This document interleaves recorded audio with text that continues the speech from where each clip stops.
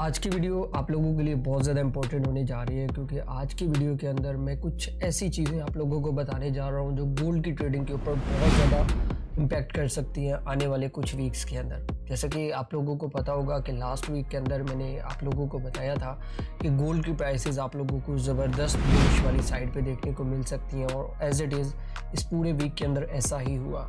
लेकिन इस वीक के अंदर कुछ ऐसी चीज़ें सामने निकल के आ रही हैं गोल्ड को लेके कि वो वाकई में ही बहुत ज़्यादा मार्केट के अंदर एक पैनिक सिचुएशन क्रिएट कर सकती है, जिसमें सबसे पहली चीज़ ये है कि चाइना ने मतलब आप लोगों को पता है कि चाइना काफ़ी टाइम से गोल्ड की जो है वो ख़रीदारी करता रहा है और कर भी रहा था। लेकिन रिसेंटली लास्ट टाइम जो रिपोर्ट आई है उसके मुताबिक चाइना ने अपनी गोल्ड की जो ख़रीदारी है वो बंद कर दी है। दूसरी चीज़ ये है कि क्या वजूहात थी जिसके ऊपर गोल्ड की प्राइसेस जो है वो डाउन साइड पे आई और डॉलर की प्राइसेस अप साइड पे गई। कौन सी ऐसी पॉलिसीज़ जो है वो प्लान की गई थी जिससे गोल्ड के ट्रेडर्स को सबसे ज़्यादा जो है वो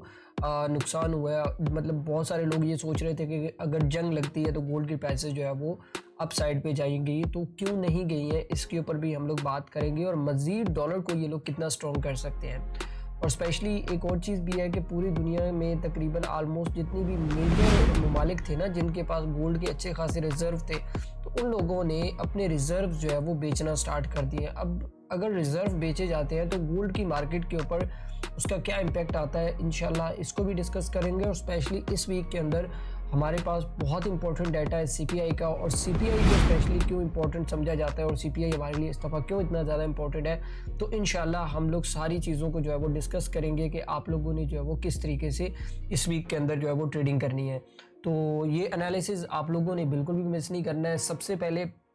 हम लोग देख लेते हैं कि इस वीक के अंदर हमारे पास कौन कौन से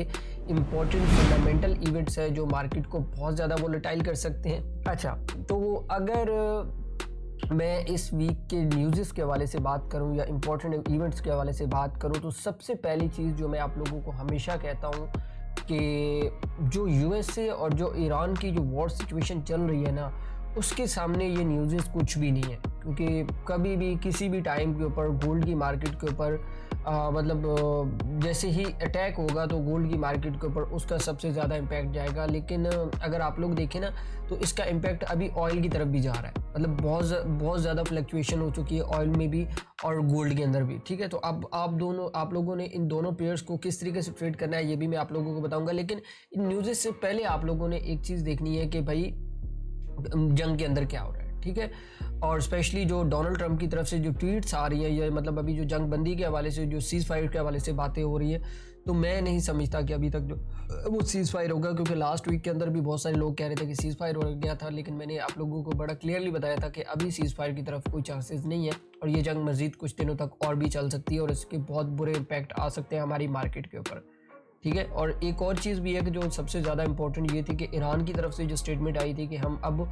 यूएसए की उन स्टॉक्स कंपनीज़ को जो है वो टारगेट करेंगे जिनका स्टॉक एक्सचेंज के अंदर अच्छा खासा रेवेन्यू है, मतलब अच्छी खासी शेयरिंग होल्डिंग है। जैसे एप्पल हो गया, अमेज़न हो गया, तो जाहिर सी बात है अगर इन कंपनीज़ के ऊपर अटैक होता है तो इनके जो शेयर्स हैं वो भी डाउन होंगे और वहाँ से पैसा निकल भी मे भी पॉसिबल है कि सेफ साइड पे आता है या सेफ हेवन की तरफ आता है जैसे गोल्ड है। तो फिर मज़ीद बाइंग जो है वो आप लोगों को इस वीक के अंदर देखने को मिल सकती है। लेकिन ये ऑन द सिचुएशन जब चीज़ें होंगी तो उस टाइम के ऊपर इंशाल्लाह इसको मैं साथ साथ अपडेट करता जाऊँगा। अच्छा, अभी देर नहीं करते हैं, इस वीक के इवेंट्स के हवाले से बात कर लेते हैं। तो हमारे पास जो सबसे पहला इवेंट है मंडे वाले दिन, तो मंडे वाले दिन ISM सर्विसेज PMI का डाटा है और ये डाटा भी जो है वो यहाँ पे नेगेटिव बता रहे हैं। ठीक है, और उसके बाद मंगल वाले दिन की बात करें तो मंगल वाले दिन कोई इतनी खास इंपॉर्टेंट न्यूज़ नहीं है, मिड इम्पैक्ट न्यूज़ है। और बुध वाले दिन की बात करें, हाँ ये बहुत इंपॉर्टेंट चीज़ है कि इस दफ़ा जो FOMC के मीटिंग मिनट्स आने वाले हैं ना, ये बड़े इंपॉर्टेंट रहने वाले हैं। क्योंकि इसके फ़ौरन बाद आप लोगों को पता है कि लास्ट टाइम बहुत सारे लोग ये सोच रहे थे कि इंटरेस्ट रेट जो है वो कट होंगे, लेकिन जो इस टाइम के ऊपर पूरी दुनिया के अंदर इन्फ्लेशन रेट जो हाई चल रहा है ना, तो मैं ये समझता हूँ कि अब इंटरेस्ट रेट जो है वो हाइक हो सकते हैं और हाइक होके जो है वो इन्फ्लेशन रेट को कंट्रोल किया जाएगा। ठीक है, क्योंकि अगर आपका CPI कंट्रोल में नहीं होता है तो वाहिद हल यही होता है बैंक्स के पास कि वो इन्फ्लेशन जो इंटरेस्ट रेट होते हैं उनको हाइक करता है और उसके थ्रू जो है वो इसको स्टेबलाइज करने की कोशिश करते हैं। ठीक है, तो ये FMC की मीटिंग जो है वो ये इस दफ़ा बहुत ज़्यादा इंपॉर्टेंट रहने वाली है। अब ये प्रेस कॉन्फ्रेंस नहीं है, ये बेसिकली एक रिपोर्ट होती है जो कि आप कह सकते हैं कि इंटरेस्ट रेट कब बढ़ने और क्या हिसाब किताब रहेगा इस रिपोर्ट के अंदर जो है वो आप लोग देख सकते हैं। और इसकी जो रिपोर्ट आती है वो इनकी जो ऑफिशियल वेबसाइट है ना, फेडरल रिजर्व बैंक की जो वेबसाइट है, तो वहाँ पे ये शो होती है। वहाँ पे इसकी जो प्रॉपर आप मीटिंग मिनट्स हैं वो FOMC के कि किस मेंबर ने कितना मतलब कि वो फोर्स किया है कि रेट को बढ़ाना है या क्या मामला या क्या तजवीज़ दी है, तो वहाँ पे जाके आप इसको पढ़ भी सकते हैं। बट बहुत सारे लोग इसको नहीं पढ़ते हैं क्योंकि उन लोगों को पता है कि हमें सिर्फ जो चार्ट के ऊपर नज़र आ रहा है वही है, लेकिन एक्चुअल में आप लोगों को ये चीज़ों को मतलब पढ़ना चाहिए क्योंकि इन्हीं से मार्केट का जो मूव होता है वो कंटिन्यू होता है। ठीक है, अच्छा उसके बाद जुमेरात वाले दिन की बात करें तो जुमेरात वाले दिन कोर PEC प्राइस इंडेक्स का डाटा है, ये भी कोई इतना खास इंपॉर्टेंट तो नहीं बता रहे हैं, मतलब सेम ही बता रहे हैं। और उसके बाद अनएम्प्लॉयमेंट क्लेम का डाटा, अच्छा ये बड़ा इंपॉर्टेंट रहने वाला है इस दफ़ा क्योंकि लास्ट टाइम भी अनएम्प्लॉयमेंट जो है वो अच्छा खासा अनस्टेबल आया था, तो इस दफ़ा भी मे बी पॉसिबल है कि यहाँ पे अगर आप लोग देखें तो ये नेगेटिव बता रहे हैं। ठीक है, तो मे बी पॉसिबल है कि अगर डाटा इस तरीके से आता है तो गोल्ड की प्राइसेस जो है वो अप साइड पे निकल सकती है। और फ्राइडे वाले दिन हमारे पास जो सबसे इंपॉर्टेंट डाटा है वो है हमारे पास CPI, और CPI के हवाले से अगर बात करें तो कोई भी इतना खास मेजर चेंज तो नज़र नहीं आ रहा है, लेकिन मंथ बाई मंथ CPI के अंदर अगर आप लोग देखें तो ये 1% के ऊपर जा रहा है, तो इट मीन्स कि यहाँ पे जो है वो गड़बड़ है। ठीक है, तो फ्राइडे वाले दिन आप लोगों को वैसे भी पता है कि यार इस दफ़ा एक और चीज़ भी हो सकती है, मेरी बात याद रखिएगा कि NFP थी लेकिन मार्केट क्लोज था, तो उसका इम्पैक्ट मंडे वाले दिन आ सकता है और गोल्ड की प्राइसेस काफ़ी ज़्यादा जो है वो वॉलेटाइल हो सकती है। तो कोशिश करना है मंडे वाले दिन आप लोगों ने थोड़ा सोच समझ के जो है वो ट्रेड करना है। ठीक है, तो उसके बाद अगर हम लोग 7 बजे बात कर लें, कोई भी इतनी खास इंपॉर्टेंट ये भी न्यूज़ नहीं, लेकिन फ्राइडे वाले दिन ना मेरी एक बात याद रखिएगा कि मूव होगा और बड़ा अच्छा खासा मूव होगा गोल्ड की मार्केट के अंदर, क्योंकि NFP मैं ये समझता हूँ कि अगर NFP का डाटा अगर हम लोग प्रीवियसली देखें ना, मतलब जो डाटा आया है अगर आप लोग देखें तो जो नॉन फॉर्म पेरोल का डाटा जो हमारे सामने शो हो रहा है तो ये अच्छा खासा एक पॉजिटिव डाटा था। मैं आप लोगों को हमेशा एक चीज़ कहता हूँ, आप लोगों को मैंने लास्ट टाइम बताया था कि अगर ADP का डाटा अगर पॉजिटिव आता है तो चांसेस होगा कि NFP भी पॉजिटिव आएंगे, और ये चीज़ मैं आप लोगों को बार बार इसलिए दोहरा देता हूँ क्योंकि ये इसके साथ रिलेट करता है। अभी एक और चीज़ भी है कि कोर पी अभी अगर आप लोगों ने देखना है ना कि CPI का डाटा कैसे आएगा, तो आप कोर CPI का डाटा देख लें तो वहाँ से भी आपको आइडिया हो जाता है कि भाई अब नेक्स्ट टाइम CPI का डाटा क्या आने वाला है। तो ये बेसिकली जो रिपोर्ट्स होती है उसको जो है वो मतलब थोड़ा बहुत ऊपर नीचे करके जो है वो पेश किया जाता है। ठीक है, तो बाकी अब अभी मैं आपको लेके चलता हूँ अपने टेक्निकल चार्ट के ऊपर, और वहाँ पे मैं आप लोगों को बताता हूँ कि इस वीक के अंदर आप लोगों ने जो है वो किस तरीके से ट्रेड करना है, कौन कौन से इंपॉर्टेंट लेवल्स को जो है वो आप लोगों ने ट्रेड करना है। तो यहाँ पे हम लोग स्टार्ट कर लेते हैं वीकली टाइम फ्रेम से, और लास्ट वीक के अंदर मैंने आप लोगों को बताया भी था कि बड़ा डिटेल बेस के ऊपर बताया था। अगर आप मेरी वीडियोस को डेली बेस के ऊपर देखते हैं या वीकली बेस के ऊपर देखते हैं तो वहाँ पे मैंने बताया था कि अब गोल्ड की करेक्शन जो है वो एक दफ़ा कंप्लीट भी हो चुकी है और प्रॉपर लॉन्ग टर्म के लिए उसने एक पैटर्न भी क्रिएट कर दिया है जिससे गोल्ड की प्राइसेस जो है वो अप साइड पे अब मूव कर सकती हैं। अब वो क्या पैटर्न था मैं वीकली बेस से समझा के आप लोगों को H4 तक लेके जाऊँगा, लेकिन H1 के एनालिसिस और जो इंट्राडे एनालिसिस है वो मैं डेली बेस के ऊपर अपनी कम्युनिटी में देता हूँ, तो वहाँ पे जाके आप उसको ज्वाइन कर सकते हैं। देखिए कभी भी आप लोग ट्रेड कर रहे होते हैं ना, जब भी आपकी प्राइस ऊपर नीचे हो रही है तो प्राइस एक हाई लगाती है एक लो लगाती है। जब एक हाई लग गया एक लो लग गया तो फिर आप लोगों को बाय कहाँ से सेल कैसे करना है, सेल कैसे करना है, वो आप लोगों ने खुद डिसाइड करना होता है, और वो होती है आपकी टेक्निकल ट्रेडिंग स्ट्रेटेजी। ठीक है, अब देखें फॉर एग्जांपल अगर हम लोग बात करें, हमारे पास जो प्रीवियस लो था वो ये वाला लो था, ठीक है, और जहां अभी जो करंट हाई है वो हमारे पास ये हाई था। अब ये चीज़ मैंने लास्ट वीक के अंदर भी आप लोगों को बताई थी और इसका रिजल्ट आप लोगों के सामने है। ठीक है, मैंने आप लोगों को बताया था कि ये लो और ये हाई अगर आप लोग देखें तो प्रीवियसली मार्केट, अगर मार्केट स्ट्रक्चर के हवाले से बात करें ना, तो मार्केट ने यहाँ से मूव लिया, ठीक है, यहाँ पे मूव लेने के बाद यहाँ पे ऊपर गई, ऊपर जाने के बाद यहाँ पे प्राइसेस डाउन साइड पे। अब देखिए यहाँ पे एक गोल्डन रेशियो है जो हमेशा मैं आप लोगों को कहता हूँ 50-61 का एरिया, क्योंकि प्रीवियस वीक की कैंडल अगर आप लोग देखें तो ये जो कैंडल थी इसने जो है वो डाउन साइड पे ब्रेकआउट नहीं दिया बल्कि पिन बार बनाई, और पिन बार के ऊपर मैंने आप लोगों को कहा था कि यहाँ पे ब्रेकअप स्ट्रक्चर भी था, तो यहाँ पे प्राइसेस जो है वो अब अप साइड पे मूव कर सकती है। और ये पूरा वीक अगर आप लोग देखें तो ये बुलिश वाली साइड पे रहा है। अभी हो क्या सकता है कि ये प्राइसेस मज़ीद जो है वो, क्योंकि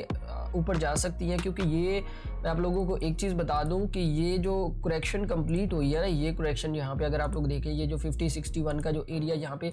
ये वाली करेक्शन कंप्लीट हुई है, तो चांसेस हैं कि गोल्ड की प्राइसेस अब जो अगला लॉन्ग टर्म के लिए जो टारगेट रहने वाला है वो उसका डबल टॉप मतलब रहने वाला है। ठीक है, मतलब प्राइसेस जो है वो मे भी पॉसिबल है कि ये भी सुनने में आ रहा है कि गोल्ड की प्राइसेस $6000 तक भी जा सकती है इन आने वाले नेक्स्ट मंथ के अंदर, मतलब अगस्त या अक्टूबर तक जो है वो चांसेस हैं कि गोल्ड की प्राइसेस अब अपसाइड पे मूव करना स्टार्ट कर जाएंगी। लेकिन पता कोई नहीं है, कभी भी ये कुछ भी कर सकता है, लेकिन इसके ऊपर जो पैटर्न अभी हमें बता रहा है वो यही बता रहा है कि अभी इसके अंदर बाइंग है। और अब अगर एक और चीज़ भी मैं आप लोगों को यहाँ पे डिस्कस करके बता दूँ कि अगर गोल्ड की मार्केट ने ज़्यादा भी रिट्रेस किया, जो मैं समझता हूँ, तो दोबारा गोल्ड की प्राइसेस जो है वो ये जो लेवल है ना आपके पास 4407 का, तो यहाँ पर रिट्रेसमेंट करने के बाद प्राइसेस इस तरीके से अप साइड पे निकल सकती हैं। ये लॉन्ग टर्म का मूव मैं आप लोगों को बता रहा हूँ। ठीक है, अभी मैं आप लोगों को डेली पे लेके जाता हूँ, वहाँ पे कुछ चीज़ें हैं जो मैं आप लोगों को क्लियर करता हूँ कि, लेकिन यहाँ पे ना एक चीज़ अगर आप लोग देखें ना, यहाँ पे आप लोगों को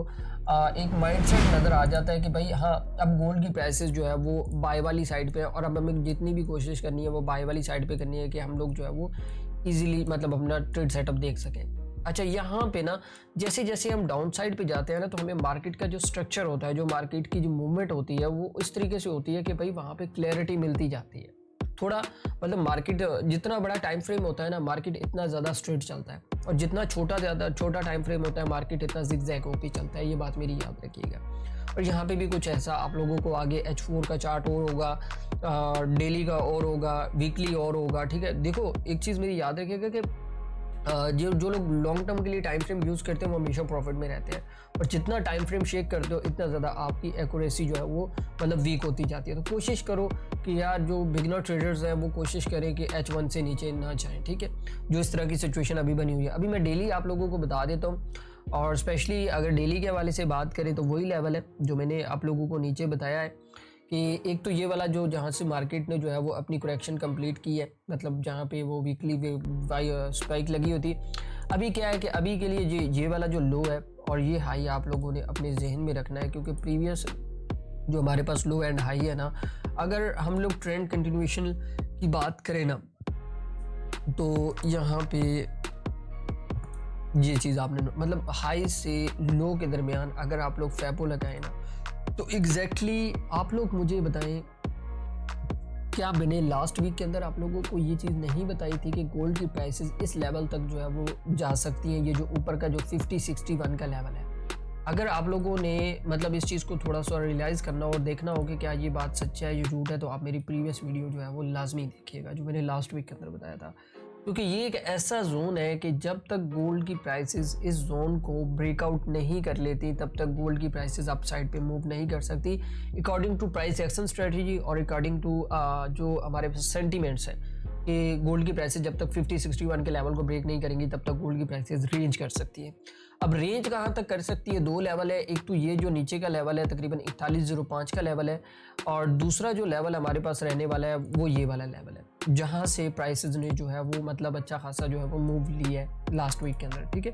हो क्या सकता है कि अगर गोल्ड की प्राइसेस जो है वो, क्योंकि मैं ये समझता हूँ कि जो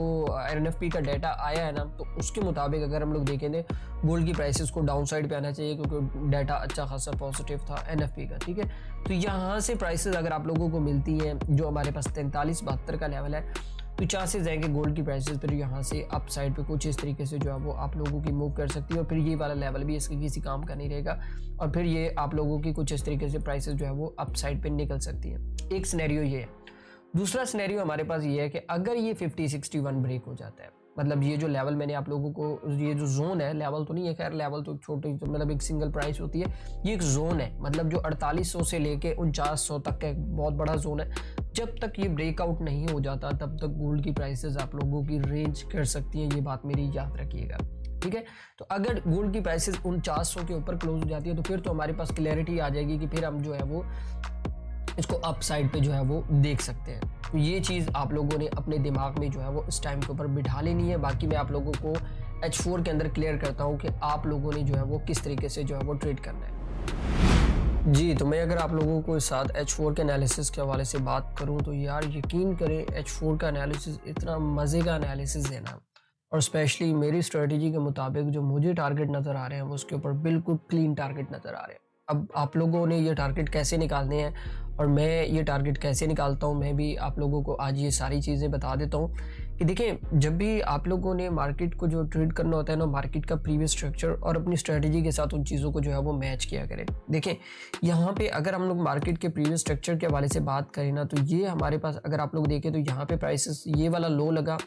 फिर ये हाई लगा, फिर ये लो लगा, फिर ये हाई लगा और अब ये लो लगा है और इसके बाद अगला टारगेट क्या होगा, ये चीज़ होती है। अब टेक्निकली बेस के ऊपर अगर हम देखें ना, तो आप लोगों ने ये चीज़ निकालनी होती है कि अगला टारगेट गोल्ड की प्राइसेस का क्या होगा। अब ये आप लोगों ने कैसे निकालना है वो भी मैं आप लोगों को दिखा देता हूँ। अब मुझे जो अगला टारगेट नज़र आ रहा है वो उसका तकरीबन 5000 नज़र आ रहा है। अब मुझे क्यों नज़र आ रहा है, सवाल तो ये है ना यहाँ पे कि मेरी स्ट्रेटजी मुझे क्यों बता रही है और प्रीवियस उसके क्या रिजल्ट्स है, मैं आप लोगों को वो भी दिखाता हूँ। देखिए, मैं आप लोगों को हमेशा कहता हूँ कि अपने जो टेक्निकल एनालिसिस है अगर आप लोगों के सही होंगे तो आप लोगों का जो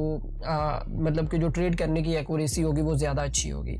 तो प्रीवियसली अगर हम लोग देखें तो ये जो लो लगा, इस लो से इस हाई के दरमियान मैं अगर आपको फैबो प्लॉट करके दिखाऊं तो एग्जैक्टली जो गोल्ड की प्राइसेस ने जो लेवल हमारा टेस्ट किया वो जो यही लेवल है 5061 का लेवल। अब एक चीज़ समझ में आ गई। उसके बाद अगला मूव चला ये, और अगर यहाँ से इस लो से इस हाई के दरमियान अगर हम लोग फैबो प्लॉट करें तो यहाँ पे गोल्ड की प्राइसेस ने कहाँ तक जो है वो हमारे पास करेक्शन कंप्लीट की है 5061 का लेवल। अब भी ये दो जोन है। अब इस पूरी मूव के अंदर ना यकीन करें मुझे सिर्फ 2 ट्रेड्स मिली है और 2 ट्रेड्स इतनी अच्छी मिली है कि यार यकीन करें कि यार इन्होंने मज़ा करवा दिया मुझे। मतलब एक तो मूव ये था, ये वाला मूव जब यहाँ पे प्राइसेस हाई लगाया, हाई लगाने के बाद मैंने इसका वेट किया। सबसे बड़ी बीमारी आप लोगों की यही है कि आप लोग वेट नहीं करते हो, ठीक है। यहाँ पे वेट किया, जैसे ही मेरे जोन के अंदर प्राइस आई यहाँ पे मैंने जो है उसको स्टॉप लॉस दे के ट्रेड किया और ये ट्रेड भी मेरी आज तक जो है वो चल रही है, ठीक है। उसके बाद गोल्ड की प्राइसेस डाउन अपसाइड पे गई, फिर दोबारा गोल्ड की प्राइसेस ने करेक्शन ली और यहाँ पे आई इस एरिया के अंदर। तो यहाँ पे ये देखें इसने सिर्फ एक स्पाइक लगाई है और प्रीवियसली हमारे पास ये एक और भी था कि यहाँ पे हमारे पास ये वाला एक ऑर्डर ब्लॉक भी था। यहाँ पे मैं आप लोगों को बता देता हूँ ये चीज़, अगर आप लोग देखें तो यहाँ पे हमारे पास एक ऑर्डर ब्लॉक था, तो यहाँ पे इसने सिर्फ एक स्पाइक लगाई है और स्पाइक लगाने के बाद गोल्ड की प्राइसेस अब दोबारा से अपसाइड पे जो है वो निकलना स्टार्ट हो गई है। तो ये चीज़ होती है जो मैं आप लोगों को कहता हूँ कि यार आप लोगों का टेक्निकल एनालिसिस एक तो सिंपल होना चाहिए, दूसरा ये है कि वो ईजी होना चाहिए, बहुत ज़्यादा गंद नहीं होना चाहिए उसके ऊपर कि भाई वो समझ ही ना आए, ठीक है। हाँ, अगर आप लोगों ने बहुत ज़्यादा गंद डाला हुआ है अपने चार्ट के ऊपर तो यार मैं आपसे रिक्वेस्ट करता हूँ कि कोई सिंपल सी स्ट्रेटजी यूज़ कर ले, जैसे आप लोगों को जो चार्ट की कैंडल्स और जो चार्ट है वो आप लोगों को क्लियर रहे, ठीक है। तो ये चीज़ थी। अभी क्या हो सकता है सवाल, तो ये मैं आप लोगों को वो बता देता हूँ। सबसे इंपॉर्टेंट चीज़ जो आज की डेट में और जो हमारे पास नेक्स्ट वीक की डेट में हमारे पास जो सबसे इंपॉर्टेंट जोन रहने वाला है वो ये वाला जोन है, जहाँ पे इस टाइम के ऊपर गोल्ड की प्राइसेस खड़ी हैं, ठीक है। मे बी पॉसिबल है कि गोल्ड की प्राइसेस यहाँ पे थोड़ा सा डाउन साइड पे आने के बाद जो मेरी स्ट्रेटजी के मुताबिक तो यहाँ पे प्राइसेस दोबारा से अप साइड पे जो है वो मूव कर सकती हैं यहाँ तक के लिए। एक तो सिनेरियो ये है। दूसरा सिनेरियो हमारे पास ये है कि अगर ये लेवल 4600 का लेवल ब्रेक होता है तो फिर हमें कहाँ से ट्रेड देखना है। फिर हमारे पास जो नीचे जो जोन है, जो नीचे का जो लेवल है वो तकरीबन हमारे पास है 4378 का लेवल है कि मगर अगर गोल्ड की प्राइसेस इस जोन को ब्रेक करके नीचे आती हैं तो यहाँ पे हमें वेट करना है और यहाँ पे इस एरिया के अंदर हमें सस्टेन देखना है और यहाँ पे जो है हम लोग गोल्ड की प्राइसेस को वो बाय वाली साइड पे देखेंगे। अब मैं क्यों इतना श्योर कह रहा हूँ कि बाय वाली साइड पे देखेंगे, क्योंकि वीकली के अंदर भी अगर आप लोग देखें बाय है, सिर्फ डेली के अंदर वो 4800 और 4900 का जोन रहता है। जिस दिन वो ब्रेक हो गया गोल्ड के प्राइसेस अप साइड पे निकल जाएंगी। और H4 के अंदर आप लोगों को बाकायदा रिट्रेसमेंट कंप्लीट होके जा रही है कि मतलब गोल्ड की प्राइसेस एक टेक्निकली बेस के ऊपर जा रही है कि गोल्ड के अंदर एक बाइंग प्रेशर आप लोगों को नजर आ रहा है। और जो अगला टारगेट हमारे पास रहने वाला है वो ये वाला एरिया है, तकरीबन कोई जो 5000 का एरिया है। आई होप सो ये इस वीक के अंदर हमारा जो है ये अचीव हो जाएगा, ठीक है। अभी सबसे इंपॉर्टेंट चीज़ ये है कि आप लोगों ने सिर्फ वेट करके ट्रेड करना है। देखो जितनी ज़्यादा वॉलेटिलिटी होगी ना उतना ज़्यादा आप लोगों के पास जो है वो रिस्क ऑन रहेगा और आप लोगों ने कोशिश करना है कि अपना जो टेक्निकल एनालिसिस है उसको आप लोगों ने जितना बेहतर बना सकना है बनाना है। एक तो ये चीज़।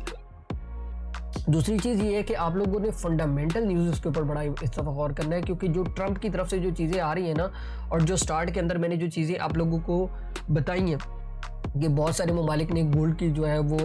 मतलब बरामदात के ऊपर भी पाबंदी लगा दी है, जैसे रशिया ने लगाई है, उसके बाद इंडिया ने मतलब वो गोल्ड को ख़रीदना बंद कर दिया है, चाइना ने ख़रीदना बंद कर दिया है। तो यार एक्चुअल में ऐसा क्या होने जा रहा है जो गोल्ड अचानक से, मतलब ये लोग धड़ाधड़ गोल्ड खरीद रहे थे, अब अचानक बंद कर दिया है। तो इसका इम्पैक्ट मार्केट के ऊपर आएगा, लेकिन ये नेक्स्ट वीक के अंदर पता चलेगा, जब हमारे पास जो एक कोर्ट रिपोर्ट होती है वो आएगी, तो उसके अंदर हम लोग देखेंगे कि एक्चुअल में मार्केट के अंदर हो क्या रहा है। ठीक है, तो अभी के लिए जो मैंने जो चीज़ें आप लोगों को समझाई हैं, या अभी के लिए जो मैंने लेवल आप लोगों को बताया है ना, तो आप लोगों ने इन लेवल्स को जो है वो बड़ा गौर से जो है वो ट्रेड करना है, और स्पेशली कोई भी फालतू किस्म की बोंगी नहीं मारनी है मार्केट के अंदर कि भाई हाँ मैं जल्दबाजी के अंदर। सबसे हमारा जो कॉमन प्रॉब्लम है ना, मैं भी कभी कभी कर जाता हूँ, टू बी वेरी ऑनेस्ट, मैंने इन 8 सालों में बड़ी गलतियाँ की हैं। ठीक है, और मैं भी ये कभी कभी ये अमूमन ये गलती कर जाता हूँ कि मार्केट के अंदर जल्दबाजी कर जाता हूँ, और सबसे बड़ा जो नुकसान का जो रीज़न है ना, वो मार्केट के अंदर जल्दबाजी है। आप अपने लेवल का वेट करो, टेक्निकली बेस के ऊपर अगर आप लोग देखो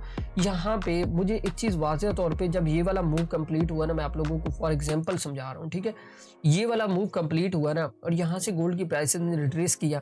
तो यहाँ पे मुझे समझ आया कि अब गोल्ड की प्राइसेस रिट्रेस कर सकती हैं, अब मेरी एंट्री बन सकती है। यहाँ पे बीच में मैं नहीं घुस सकता था, और यहाँ पे मेरी स्ट्रेटजी के मुताबिक जब मैंने यहाँ से लेके इस हाई तक जो है वो फैबो प्लॉट की, तो मुझे समझ आ गया कि भाई मेरे लिए जो सबसे इंपॉर्टेंट जोन रहने वाला है वो ये है। अब अगर गोल्ड की प्राइसेस यहाँ पे आएंगी तो मैं इंशाल्लाह उसको बाय करके जो है वो अप साइड पे छोड़ूंगा।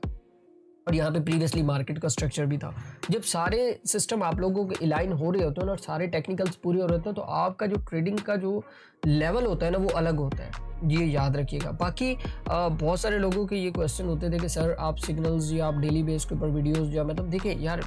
डेली बेस के ऊपर वीडियोस इसलिए नहीं आती है क्योंकि मेरी एक प्राइवेट कम्युनिटी है, और हमारा एक प्राइवेट सिस्टम है जिसको मैंने चलाना होता है, और मैंने अपने जो क्लाइंट्स है खुद, क्योंकि मैं खुद भी ट्रेडर हूँ, भाई सीधी सी बात है, मैंने खुद भी ट्रेड करना होता है और अपने क्लाइंट्स को भी ट्रेड करवाना होता है। बाकी सिग्नल्स के हवाले से बात करें तो सिग्नल्स की जो एक्यूरेसी है वो अल्हम्दुलिल्लाह कि मुझे नहीं लगता कि यार लास्ट मार्च के अंदर हमारा कोई भी एक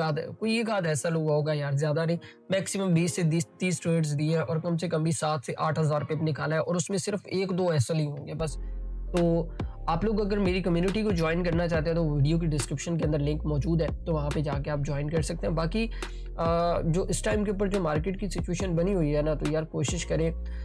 किसी एक्सपर्ट्स के साथ काम कर लें जिनका काफ़ी ज़्यादा तजर्बा, मतलब जैसे हम लोग 7-8 साल से काम कर रहे हैं, आप हमारे साथ भी काम कर सकते हैं, सिग्नल सर्विस ले सकते हैं, मतलब सारा कुछ वहाँ पे फ्री ऑफ कॉस्ट है, किसी भी किस्म के कोई चार्जेस नहीं है, आप लोगों से न चार्जेस लिए जाएंगे। ठीक है, तो बाकी आई होप सो आप लोगों को ये वीक का एनालिसिस समझ आ गया होगा कि आप लोगों ने जो है वो किस तरीके से ट्रेड करना है। तो बाकी ये वीडियो आप लोगों को कैसी लगी है और आज का एनालिसिस आप लोगों को कैसा लगा है, तो बस जल्दबाजी मत किया करें ट्रेडिंग के अंदर, क्योंकि जल्दबाजी ही नुकसान का जो है वो बायस बनती है। तो बाकी दुआ में याद रखिएगा, मिलते हैं नेक्स्ट वीडियो के अंदर। अल्लाह हाफ़िज़।